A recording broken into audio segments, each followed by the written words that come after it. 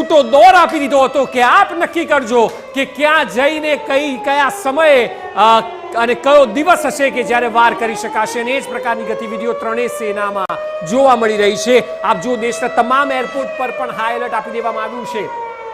તો અમદાવાદ સહિત એ તમામ દેશના એરપોર્ટ જે હાઈ એલર્ટ પર છે, કારણ કે હવે પાકિસ્તાન કોઈ પણ એરપોર્ટને ટાર્ગેટ કરે તો નવાઈ નહીં। આ પહેલા એ સમાચાર હતા કે જો ગુજરાતની વાત કરવામાં આવે અને તો તેમાં રાજકોટ, જામનગર અને આ સિવાય ભુજ અને પોરબંદરનું એરપોર્ટ હતું તેને એલર્ટ પર રાખવામાં આવ્યું હતું, પરંતુ હવે દેશના તમામ એરપોર્ટને એલર્ટ મોડ પર રાખવામાં આવ્યા છે। સંવાદદાતા મિહિર સોની જોડાઈ ગયા છે લાઈવ, તેમની સાથે જ વાત કરીશું। મિહિર, હવે આ ખૂબ જ મહત્વનો નિર્ણય છે, દેશના તમામ એરપોર્ટને એલર્ટ મોડ પર રાખવામાં આવ્યા છે, એટલે કે જે સિચ્યુએશન છે તે સિચ્યુએશન ખરેખર ખૂબ જ સિરિયસ સિચ્યુએશન છે અને કોઈ પણ સમયે ગમે ત્યાં હુમલો થાય તો નવાઈ નહીં, અને તેને ધ્યાનમાં રાખીને જ હવે તમામ એરપોર્ટ છે જે એલર્ટ મોડ પર છે અને તે ફ્લાઇટ્સ પણ છે તે આવનારા સમયમાં તમામ રદ થાય તેવી પણ શક્યતા। મિહિર,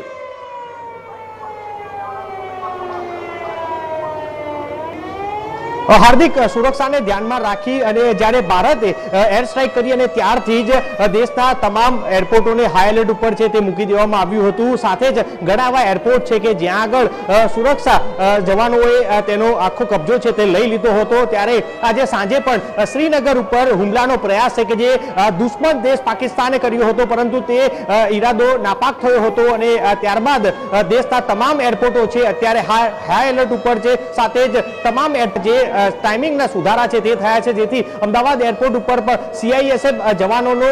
જે છે બંદોબસ્ત છે તે વધારી દેવામાં આવ્યો છે। એટલે માત્ર અમદાવાદ નહીં પરંતુ ગુજરાતના તમામ એરપોર્ટો છે ત્યાં આગળ સુરક્ષા છે તે સજ્જ કરી દેવામાં આવી છે। તેની સાથે પેસેન્જરો જે પણ ફ્લાઇટ અત્યારે હાલ ચાલી રહી છે તે તમામ પેસેન્જરોને ચકાસવામાં આવી રહ્યા છે, અને સાથે જ જે તમામ એરપોર્ટો દ્વારા એડવાઇઝરી છે તે જાહેર કરવામાં આવી છે કે કોઈ પણ ફ્લાઇટ હોય તો તેનો સમય અને શેડ્યુલ છે તે ઓનલાઈન જોઈને આવું, કારણ કે ઘણી એવી ફ્લાઇટો છે તે રદ થઈ શકે છે, કારણ કે જે એરપોર્ટો અત્યારે હાલ ઘણા એવા પંજાબ, જમ્મુ કાશ્મીર સહિત શ્રીનગરના જે તમામ એરપોર્ટો છે તે બંધ કરવાની સ્થિતિ છે તે સર્જાઈ છે, જેને કારણે આ એરપોર્ટોની જે ફ્લાઇટના શેડ્યુલ છે તે અત્યારે હાલ અલગ અલગ થઈ શકે છે। સાથે જ ઘણા એવા ફ્લાઇટ છે જો આ જ રીતનું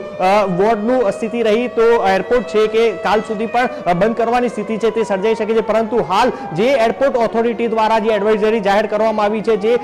તમામ ફ્લાઇટો છે તે અત્યારે હાલ ચાલી રહી છે, પરંતુ શેડ્યુલ પ્રમાણે નહીં પરંતુ અલગ અલગ પ્રમાણે, અને સાથે તમામ સિક્યુરિટી છે તે વધારી દેવામાં આવી છે। બિલકુલ બિલકુલ મિહિર, સમગ્ર માહિતી બદલ આભાર। તો જે તમામ એરપોર્ટ છે ત્યાં સિક્યુરિટી પણ વધારવામાં આવી છે અને હવે તમામ લોકોનું ચેકિંગ પણ કરવામાં આવી રહ્યું છે, પરંતુ બનાસકાંઠાથી અતુલ ત્રિવેદી જોડાઈ ગયા છે, તેમની સાથે સીધી વાત કરીશું। અતુલ, એક બાજુ હર્ષ સંઘવીની સ્ટેટ ઇમરજન્સી